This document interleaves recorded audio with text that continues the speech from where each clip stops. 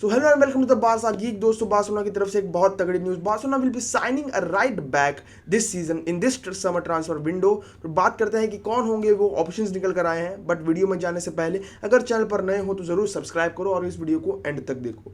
तो ऑप्शंस निकल कर आए हैं कि 5 ऑप्शंस निकले हैं बेसिकली राइट बैक के। उनमें से एक डिएगो डेलो, वैन बिसाका, म्यूनियर, फॉयत और फ्रिंगपोंग निकले हैं। अब अगर इन 5 में से हम प्रॉपर ऑप्शंस की बात करें तो डिएगो डेलो, वैन बिसाका और मूनियर को हटा दो। मूनियर को मैं देखना नहीं चाहता बार्सिलोना में, ये मेरा ओपिनियन है। ना ही मैं डेलो को देखना चाहता हूँ। वैन बिसाका का बोल सकते हैं कि मेरा 90-10 है कि 10% ठीक है भाई, वो वैसा प्लेयर है, पेस है बंदे के पास। ऐसी कुछ वीकनेस तो है बंदे में, हमने दिख गई थी मैनचेस्टर यूनाइटेड में। बेसिकली जो भी है ओले के अंदर दिख गई। टेन हैग अभी नहीं खिला रहा तो बेसिकली हमें दिख जाती है प्लेयर का उसना नहीं है, क्योंकि एक प्लेयर एक टीम में सूट नहीं करता, दूसरे प्लेयर में दूसरी टीम में सूट कर सकता है। बट मैं तीनों को एक्सक्लूड कर देना चाहता हूँ, पहले ही मैं बोल रहा हूँ तुम्हें। नो ऑफेंस टू यू, अगर तुम्हें पसंद है इन तीनों में से कोई भी तो तुम रख सकते हो। बट मैंने जिस तरीके से परफॉर्मेंसेस देखी है इनकी, I would not prefer in Barcelona. अगर बचे हुए ऑप्शंस की एकदम शांति से बात करें तो फॉयत भाई एक तगड़ा प्लेयर हमें दिखा था विलारियल में पिछले सीजन जैसे खेली थी विलारियल। उनका run of form in champions league, UCL semifinal में जाने तक फॉयत का भी एक बड़ा हाथ था। मतलब बेसिकली उसने वैसी परफॉर्मेंस दी थी विलारियल के लिए जिसे देखकर लोग पीछे पड़ने वाले थे फॉयत के, बट गए नहीं। पता नहीं कैसे Villarreal managed him to keep. और उसके बाद फॉयत तो रुका है अभी भी, बार्सिलोना शायद से उसके पीछे जा सकती है। बात यह है कि Foyth is primarily a centre back. अगर हम राइट बैक बनाते भी हैं so he will be a makeshift right back, not a proper right back जो हमें चाहिए। He will be a makeshift right back, वो काम कर सकता है राइट बैक पोजीशन में। विलारियल में देखा है हम लोगों ने, बेसिकली जो ला लीगा देखते हैं या फॉलो करते हैं विलारियल को थोड़ा बहुत, तो they know Foyth can play as a right back, but he is primarily a centre back. मुझे थोड़ा सा यही कंसर्निंग लगता है कि हम अपने प्लेयर का जो उसकी प्राइमरी पोजीशन है उससे हटके खिलाए तो शायद से नहीं खेल सकता उतना अच्छा। देखो, और मैं प्रॉपर बात करूँ तो डेस्ट से कुछ अपग्रेड नहीं है किसी भी लेवल पर। जो भी साइनिंग्स आएंगे या वो फॉयत सेंटर बैक पोजीशन में ज़रूर हो सकता है, थोड़ा अच्छा काम कर सकता है। बट अगर राइट बैक पोजीशन पर देखें तो ये कोई भी डेस्ट से एक अपग्रेड नहीं है। दोस्तों, अब जाते हैं फ्रिंगपोंग पर। जिन्हें पता नहीं, फ्रिंगपोंग बायर्न लेवरकुसेन के लिए खेलता है। एक यंग प्रोस्पेक्ट गिने जा रहे हैं फुटबॉलिंग वर्ल्ड में। और जो फीफा खेलते हैं उन्हें तो पता है कितना ओपी पोटेंशियल है बंदे में। बट फीफा को अलग रखते हैं, रियल लाइफ पर आते हैं बंदे की स्ट्रेंथ्स क्या है, वीकनेसेस क्या है। स्ट्रेंथ्स ये है कि वो बहुत अच्छे शॉर्ट पासेस खेलते हैं और ड्रिबल करते हैं, और वीकनेसेस उसके उनके टैकल्स है, और ये कि उनका फाइनल प्रोडक्ट नहीं आ पाता, जो सेम डेस्ट के साथ इशू है। डेस्ट का भी शॉर्ट पासेस अच्छा है, लिंकअप्स अच्छे है, बट उसके फाइनल टच जो है हमारे पास, फाइनल प्रोडक्ट जो चाहिए हमें एक राइट बैक से, वो नहीं आ पा रहा। मतलब डेस्ट ने बहुत स्ट्रगल किया है बार्सिलोना में। अभी तक तो उन्हें सिस्टम का पता चल जाना चाहिए था, बट उन्हें पता नहीं कि इन्वर्टेड राइट बैक कैसे खेलता है, या बार्सिलोना में एक राइट बैक या फुल बैक फंक्शन कैसे करता है, वो उन्हें अभी तक पूरी तरह से पता नहीं चला है। This is my opinion. तुम्हारा ओपिनियन अलग हो सकता है, कॉमेंट में जरूर बताना तुम्हें क्या लगता है डेस्ट के बारे में।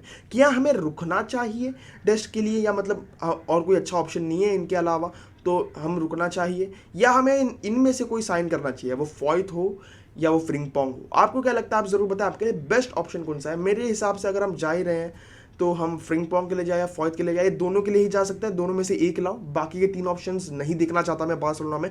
To be honest, to be very honest, मैं नहीं देखना चाहता उनमें से किसी को भी। डेलो से मेरे को, डेलो और वैन बिसाका को देख के मेरे को नफरत हो चुकी है मैन यूनाइटेड में, और उसके साथ म्यूनियर को देख के तो वो भाई उसकी जवानी ढलती जा रही है, तो मैं नहीं देखना चाहता उन्हें बेसिकली बार्सिलोना में। तो ये जो भी ऑप्शंस आई हैं ये किसी भी तरीके से डेस्ट से या रोबर्टो से अपग्रेड नहीं है। बेसिकली वही हो जाता है कि ये वो लिंकअप्स कर सकते हैं, अच्छे ड्रिबल कर सकते हैं, बट इनका फाइनल प्रोडक्ट नहीं है, तो कहीं ना कहीं मुझे सेम लगता है। तो इसीलिए मैं ये कहना चाह रहा हूँ कि डेस्ट के लिए रुकते हैं और एक सीजन, नहीं तो अगले सीजन ब्रेक द बैंक कर देंगे।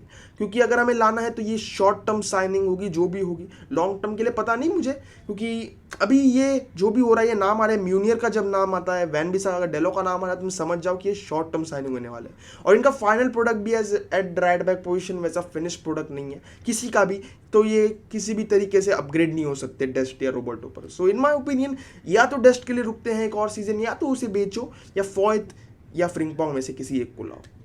अब जाते हैं दूसरी न्यूज़ पर जो आई है बर्नार्डो सिल्वा की। बेसिकली अब तक जो न्यूज़ आ रही थी कि फ्रैंकी डियोंग जाएगा तो ही बर्नार्डो सिल्वा आएगा, वो खारिज हो चुकी है दोस्तों।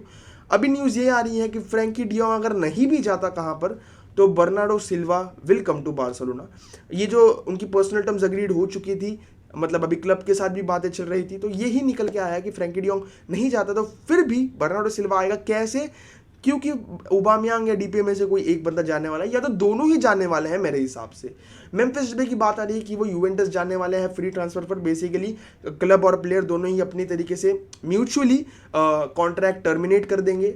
और ओबामियांग की न्यूज़ ये आ रही है ओबामियांग चेल्सी जाने वाला है, क्योंकि चेल्सी को एक स्ट्राइकर चाहिए, तो Chelsea are monitoring Aubameyang as well as Frenkie de Jong. But अब पता नहीं इस केस में कैसा खुलासा होता है कि विल फ्रैंकी डियोंग लीव। मेरे हिसाब से तो जावी चाहता है कि वो चले जाए, बेसिकली बर्नार्डो सिल्वा के लिए जगह बने। बट जब आपके बंदा एक ऐसी परफॉर्मेंसेस दे रहा हो ऐसे टाइम में, मतलब उसके ऊपर इतना प्रेशर है बंदे पर, Barcelona are seeing to load him off, but फिर भी वो ऐसी परफॉर्मेंसेस दे रहा है आकर ऑन द पिच। मतलब इसके सामने राय वैलेकानो के सामने ही was our best player on the pitch second half में भी, मतलब by far the best player on the pitch. So I think अगर रखते हैं फ्रैंकी डियोंग को फिर भी अपग्रेड होगा, नहीं रखते तो बर्नार्डो सिल्वा आ रहा फिर भी अपग्रेड होगा। It's a win win situation for Barcelona fans. मैं तो यही कहना चाहूँगा, किसी की साइड मत लो, देखते हैं क्या होता है। तुम फ्रैंकी डियोंग को बोल रहे हो कि तुम ये कर, कम कर, बट वो पहले कम कर चुका था ऑब्वियसली। देखो भाई, ऐसा नहीं कह रहा मैं कि फ्रैंकी डियोंग सैलरी कम नहीं करना चाहिए, ये सब भतेरा सब बार्टेम्यू के बोर्ड ने खड़े करके रखी थी। तो अब हम क्या कर सकते हैं, ये तो अब देखना पड़ेगा कि लेपोर्टा इस सिचुएशन को कैसे हैंडल करता है और कैसे फ्रैंकी डियोंग की सिचुएशन को हैंडल करता है। उसके बाद ही हमें पता चलेगा कि Frenkie de Jong will he leave और नॉट। क्योंकि मैनचेस्टर यूनाइटेड से भी अभी अभी खबर आई है कि Frenkie de Jong will join Manchester United. Erik ten Hag has convinced him. अब वो ये कह रहे हैं, बार्सिलोना वाले कह रहे हैं कि Frenkie de Jong will stay at Barcelona.